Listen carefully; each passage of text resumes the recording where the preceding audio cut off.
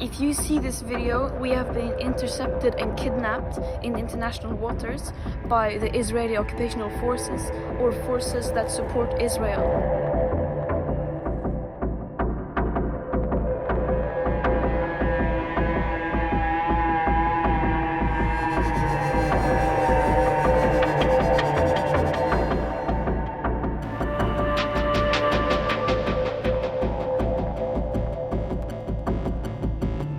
She's known for fighting climate change, but now Greta Thunberg is making waves for a very different cause.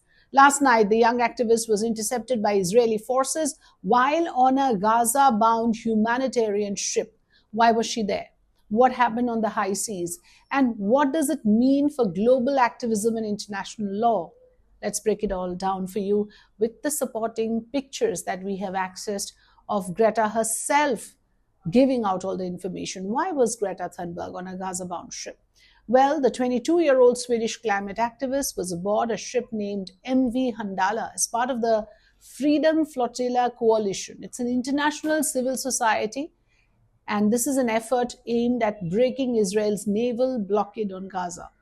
The ship carried symbolic humanitarian aid, baby food, medical supplies, and prosthetics. Thunberg joined the mission to protest what she described as an illegal blockade and a violation of Palestinian human rights. She has previously spoken out in support of Gaza and has been a consistent critic of the Israeli government's military actions in the region.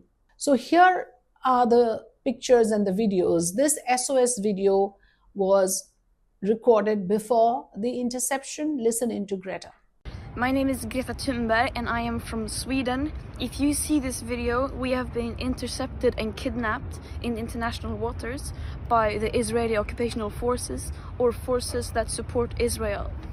I urge all my friends, family and comrades to put pressure on the Swedish government to release me and the others as soon as possible.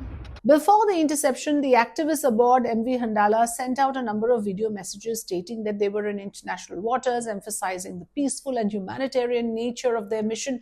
Greta recorded a message, as you just heard, calling for international attention and asking for government in Sweden to intervene if they were detained.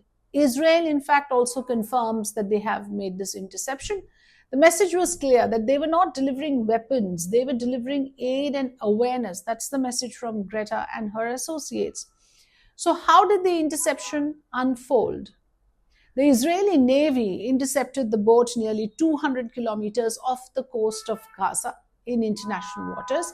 As of now, Israel has confirmed that this vessel has been redirected. The operation was carried out by Israeli commandos who boarded the ship and redirected it to Ashdod Port in Israel. The activists claim that they were quote-unquote kidnapped in international waters. You heard Greta use the word kidnap, and that they were being taken against their will. All 12 people on board, including Greta and French MEP Rima Hassan, were detained for questioning. Why does Israel maintain a naval blockade on Gaza? Well, to answer that, let's tell you, Israel imposed the naval blockade in 2007 after Hamas took control of the territory. The Israeli government says the blockade is necessary to prevent weapons from reaching Hamas, which it and many other Western nations consider a terrorist organization. According to Israeli officials, allowing unrestricted maritime access would pose a direct threat to national security, especially after 7th of October 2023 and the attacks that took place on that day, in which 1,200 Israelis were killed. So that is their point of view on why this interception and this surveillance is necessary and why this restriction is mandated. What does international maritime law say? Well, under international maritime law, blockades can be legal under certain conditions during an armed conflict. However, legal experts are divided on Israel's blockade. Critics argue that the blockade amounts to collective punishment of over 2 million civilians in Gaza and violates international humanitarian law. Therefore, you remember Greta had underlined that these were material that is necessary for the civilians. So therefore, according to Greta, this is not an interception that was called for. So clearly the supporters argue that because Israel is in an ongoing conflict with Hamas, the blockade falls within the laws of naval warfare, something that Greta and the other activists do not agree with. The interception in the international waters, however, has sparked renewed debate over freedom of navigation and the rights of non-violent humanitarian missions. This is a debate in which clearly nations are divided at this point of time. So what happens next? As of now, all detained activists, including Greta Thunberg, have been taken to Ashdod. Israeli authorities say that they will be deported but may face formal charges for attempting to breach a lawful blockade. Human rights groups, on the other hand, and politicians across Europe are calling for their immediate release and for a UN investigation into the legality of this particular interception. As I said, opinion is divided whether this was lawful or not.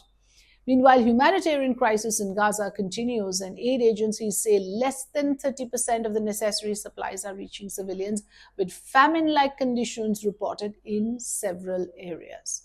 And here's what I have to say in final analysis, that this incident once again raises tough questions. Where do security concerns end and humanitarian responsibility begin? And how far are activists like Greta Thunberg willing to go to challenge the status quo? We'll keep tracking this story. Don't forget to share and subscribe for more updates. And of course, we wait for your comments on this particular story. Do write into us. Thanks for watching.